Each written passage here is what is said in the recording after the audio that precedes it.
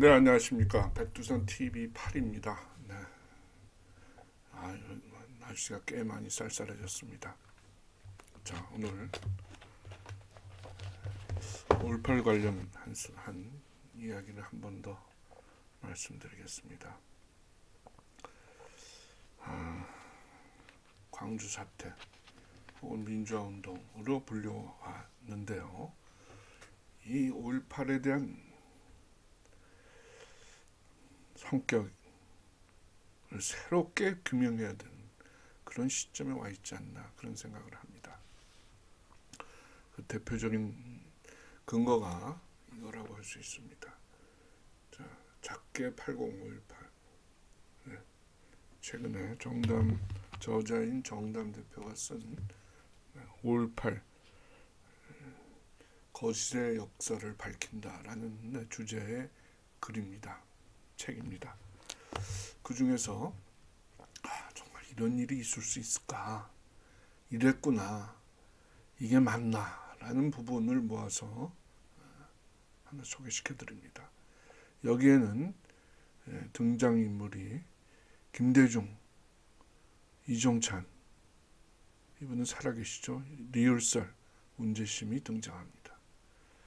광주에서 일어난 1980년 5월 18일 당시의 사태가 단순한 시위나 소요가 아니라 그 이상의 함의를 갖고 있다라는 이야기입니다. 그것도 굉장히 치명적이고 심각한 그런 성격을 보여주고 있습니다. 요 관련된 부분을 읽으면서 같이 보시겠습니다.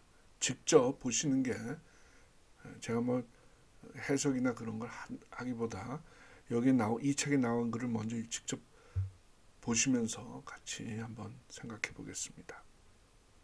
충격적인 장면입니다. 도대체 당시에 광주에서 무슨 일이 벌어졌는가 라는 반추를 하지 않을 수 없게 만드는 그런 장면입니다. 이게 당시에 공수여단장이 북한 특수군에서 체포됐던 그 장면을 이렇게 그린 장면입니다.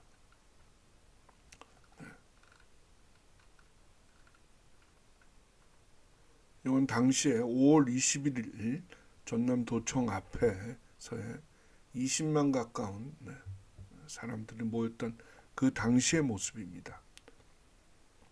이 이후에 광주 도심을 지켰던 계엄군에 대한 철수 명령이 내립니다. 철수 명령이 내려지는데 철수하다가 11여단 같은 경우는 조선대 앞에서 북한 특수군의 대전차 무기 공격을 받죠. 그 이후의 이야기입니다. 같이 보시겠습니다. 11여단장은 8월 5월 20일 새벽 무등산 정상에 있는 미군 레이더 기지로 도주하고 있었는데 대전차 포를 맞고 운전병은 죽고 도주하는 중입니다. 이 내용을 감청한 북한 특수군입니다. 이 24단 국군 24단 강탈 지휘 차량 강탈 당시 전달받았던 그때 노획했던 혹은 전달받았던 여기 전달받았다고 써 있어요. 전달받았다는 건 24단 지휘 차량에 속해 있던 일행 중에 간첩이 있다는 소리죠. 전달받았던 음모로 무전 내용을 해독해서 미리 북한 특수군과 김대중 여단 병력을 무등산 일대에 배치하여 이들을 기다리고 있었습니다. 그러다가 11여단장과 참모들 일행을 체포합니다. 11여단에게 전우들이 전멸당한 분노로 북한부들은 그 자리에서 이 여단장과 참모들을 무장 해제시키고 팬티 차량을 만들어서 처형 준비를 했습니다. 아까 그래픽이 그런 장면입니다.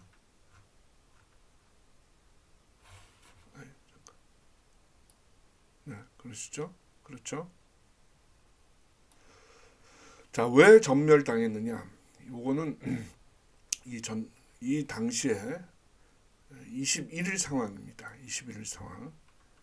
21일 오후 4시를 넘어서 3시를 넘어서 전남도청 수협 빌딩에서 옥상에 위치한 자리 잡은 11공수여단 62대대 4지역대대에 의해서 당시 시위대를 앞장서서 조종하던 지휘하던 북한 특수군 수백 명 혹은 400명이 4지역대대에 의해서 사살됩니다. 피살됩니다. 거기에 북한 특수군이 분노를 해서 복수를 하려고 하고 있는 그런 장면입니다. 그래서 무전 내용을 해독해서 11여단장을 무등산 일대에서 붙잡았습니다. 그래서 처형 준비를 했는데 하다가 이 사실을 리을설 중장한테 보고합니다. 그래서 재가를 기다립니다. 리을설은 이때 어디 있었습니까? 리을성이 아니라 리을설. 광주 공원 내 지휘부를 구축하고 게릴라전을 지휘하고 있었습니다. 이때 11여단장 실존 보고를 당시 전두환 합수부장이 받습니다. 그 보고를 받고 이의성을 읽습니다. 전두환 장군이 이 최용 단장을 상당히 총애했다 그러죠. 무슨 일이 있더라도 11여단장을 꼭 찾으라 라는 지시를 내립니다. 그런데 이 상황을 보고 있던 이종찬 중앙정보부 차장이 당시에는 제가 총무국장인가 하셨던 걸로 기억하는데 차장으로 써 있습니다. 바로 그 시간에 영광 앞바다에 상륙해 광주로 입성하고 있는 문재심 중장, 북한군 철수작전을 지휘하기 위해서 평양에서 급파된 병력입니다. 지휘부입니다. 문재심 중장, 신변에 이상이 생길 수 있다는 판단을 내려서 비밀리에 정교사에 연락해서 즉시 11여단장을 석방하라 라고 연락을 합니다.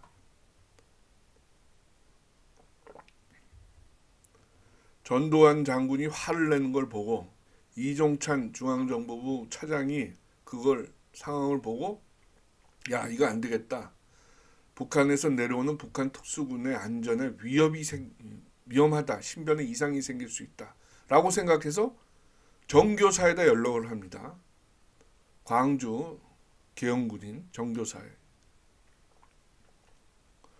자, 그 다음에 이렇게 이어지고 있습니다.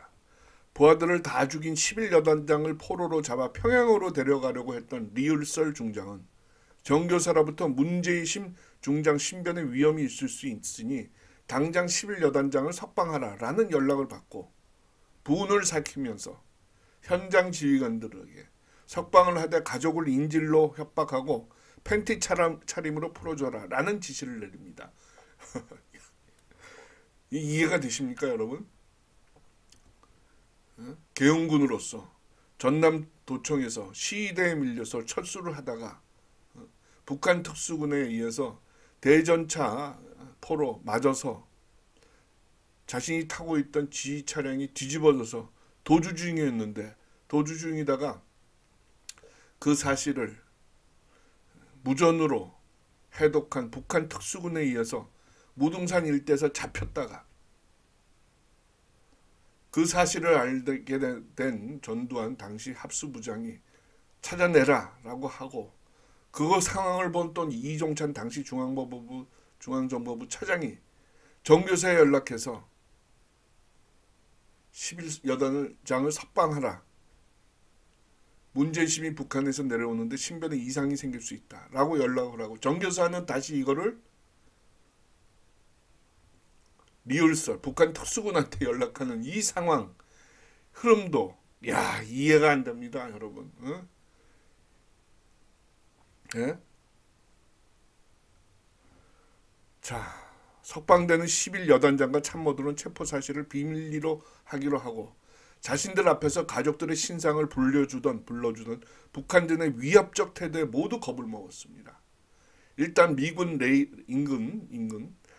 레이더 기지로 가서 자신들의 신분을 밝히고 미군 군복을 얻어 입고는 긴급하게 자신들이 무사함을 특전사 상황실에 알리도록 조치했습니다. 그래서 이 최웅여단장은 살아납니다. 자, 이때 11여단장과 참모들이 북한군의 협박을 이겨내고 북한군의 존재와 자신들이 포로대화가 되었다는 걸 6번에 보고했었다면 북한군과 특수군과 광주에 내려왔던 북한 특수군과 문재심, 리을설은 고스란히 포로로 잡혔을 가능성이 있었을 것이다. 그리고 24일 송암동 11여단 유인작전 때도 북한군 철수를 위해 협조까지 하는 바람에 부하들이 9명이 사망하고 34명이 불구가 되는 비극적 사태가 초래되었다. 요 장면입니다. 자, 원래 이 11여단장을 북한 특수군은 죽이려고 그랬죠. 근데 죽이지 말라 그러니까 그것도 계엄군 측에서, 정교사 측에서 죽이지 않고 풀어줍니다. 위협하고 난 뒤에. 그런데 그 다음날 24일 날 다음 날이죠. 다른 복수의 기회를 만듭니다. 어떻게 만들어요? 정교사 측과 적으로 지금 상정되는, 우린 적으로 알고 있는 정교사 측과 공모해서 송암동에서 11여단 유인작전을 펴니다. 왜 11여단이죠? 아까 말씀드렸죠. 21일 날 오후에 자신들의 전남도청에서 시위, 소요, 폭동을 주도하던 북한 특수군을 수백 명을 죽인 사람이 11여단이기 때문입니다. 그거에 대한 보복작전을 기회를 만드는 겁니다. 누가? 북한 특수군이 누구와 함께? 정교사와 함께. 네? 이해가 되십니까, 여러분? 이런 일이 어떻게 일어날 수 있습니까? 네? 요 짧은 글은 정말 북한 특수군이 5.18 당시에 광주에 왔다라는 거가 아닙니다. 그 이상의 지금 시사, 의미를 던지고 있는 거예요. 김대중 세력들이 5.5를 기해서 광주에서 현지 군과 반란을 일으켜서 정말 한국 대한민국 정권을 탈취하려고 했던 그런 방향을 이 글은 시사하고 있습니다. 네. 당시에 광주에 있었던 군들은 반란, 반역, 지휘부는 반란, 반역을 한 거죠. 예?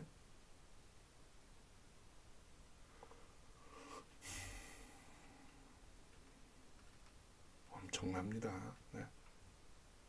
근데 이런 상태를 이걸 주장으로 받아들이고 이런 주장이 이렇게 논리적으로 책으로서 나와 있는데 이걸 진상 규명하지 않고 넘어갈 수가 있습니까? 게다가 지금 이 사태를 지금 민주화라고 성역화해서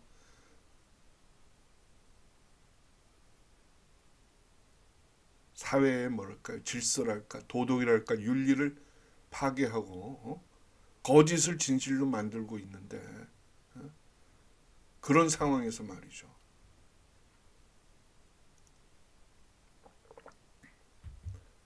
이 장면은 5.18이 광주 사태도 아닙니다. 이건 사태 이하의 단어로 폭동, 반란으로 규정되어야 합니다.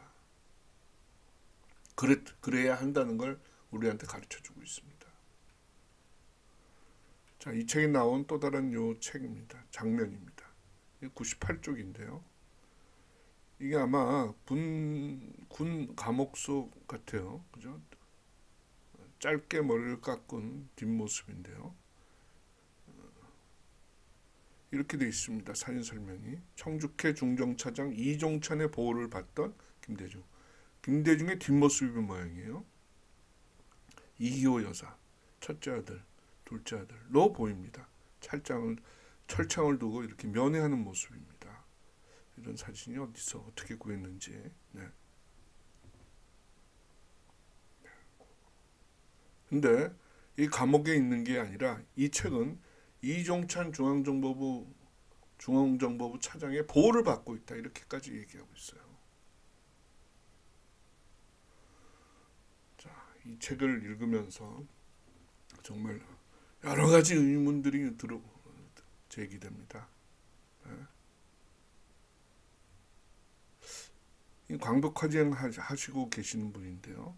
이종찬 이분은 도대체 어떤 분입니까? 5.18에서 이분의 역할은 뭡니까? 이분이 왜 난파되는 문재심의 신변의 안전을 우려해야 됩니까? 이분은 5.18 때 도대체 어디서 계셨던 거예요? 에? 이분은 지금 좀 현재 광복회장까지 맡고 계시잖아요.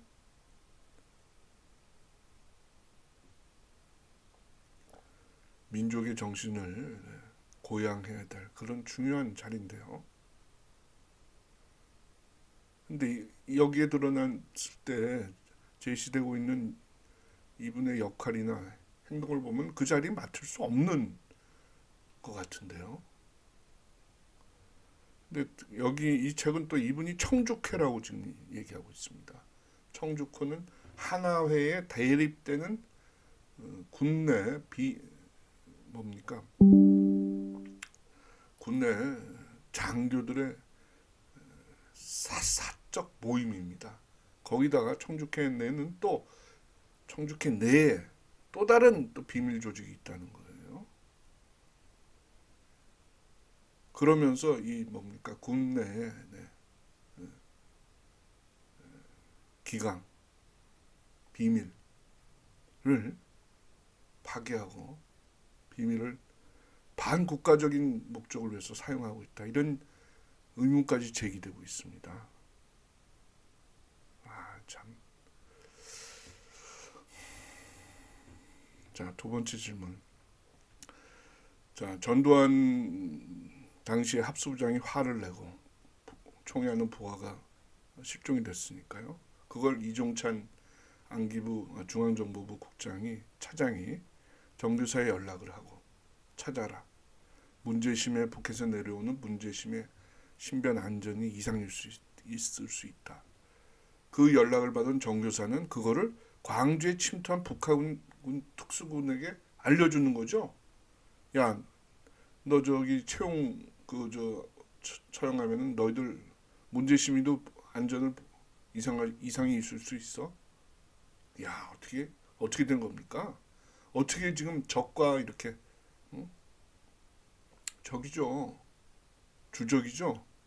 정교사가 북한 특수군 광주에 내려와서 무장 폭동 반란 획책하고 있는 북한 특수군과 이렇게 연락을 주고받을 수 있습니까?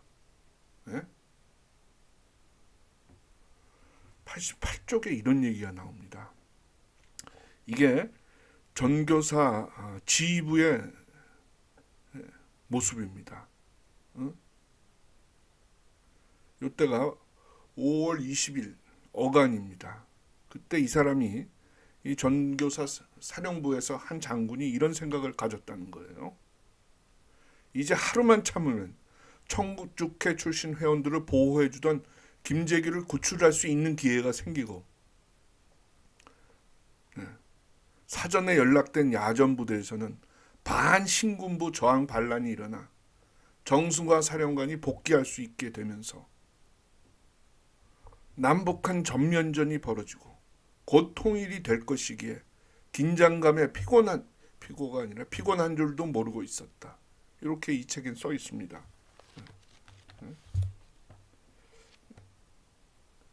88페이지에 88쪽에 이런 생각을 갖는 사람은 이건 대한민국의 시민이 아니죠. 장군은 둘째치고 이거는 반역 반란자 아닙니까? 김재규는 지금 자신이 모시던 박정희 대통령을 시해한 혐의로 지금 5월 20일 날 사형이 언도됐고 있는 상황입니다. 요 시점은 아마 사형이 선고된 후 대법원이 사형을 확정했습니다. 5월 20일 날. 그리고 4일 만에 처형을 하는데요. 처형하기 직전의 상황이에요.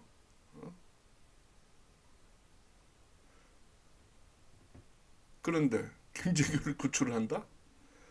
그리고 정승화는 지금 김재규와 박정희 대통령 그 시해에 공모한 것으로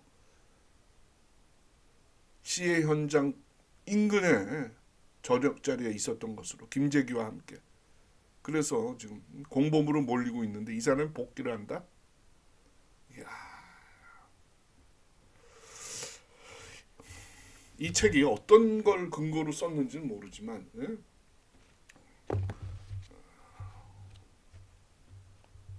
만약에 이 부분이 이게 진실이라면 이 부분에 어떤 근거가 있다면 야 이거는 네. 김재규와 정승환은 뭐 이승 세상을 떠났으니까 청주캐라는 거 가만둘 수 없는 거죠. 이건 예?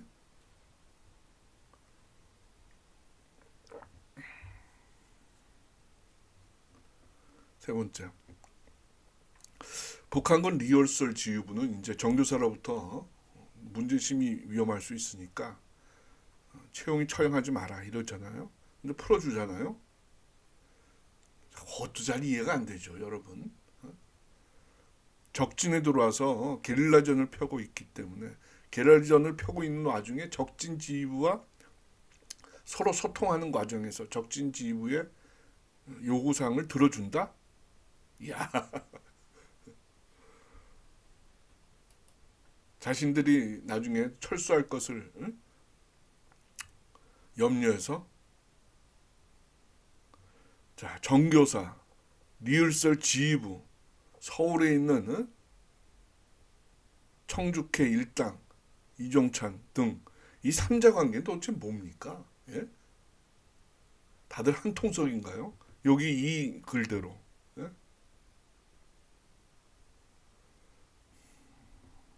좀 더 진상규명을 해야 되고 국내에 이런 붉은 세포 조직 반드시 이건 뿌리 뽑아야 됩니다. 네?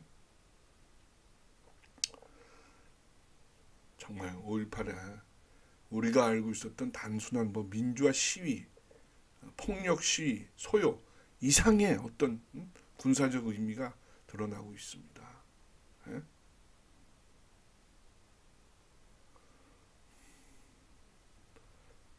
이와 함께 11여단장은 포로로 붙잡힌 상황을 왜 숨겼는가? 가족들의 안전 때문인가? 그리고 5월 20일 날 밤에 전남 영광 앞바다에서 문제심이 상륙을 합니다. 또 어떻게 상륙을 할 수 있었는지 알 텐데요. 해군은 경계를 하고 있지 않았는지.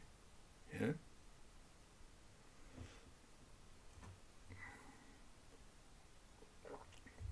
끝으로 또 한 번 물음을 제기합니다. 5.18은 민주화 운동인가? 반역 반란의 게릴라전인가? 점점점 더 명확해지고 있어요. 5.18 세력들이 이제 진실을 봐야 됩니다.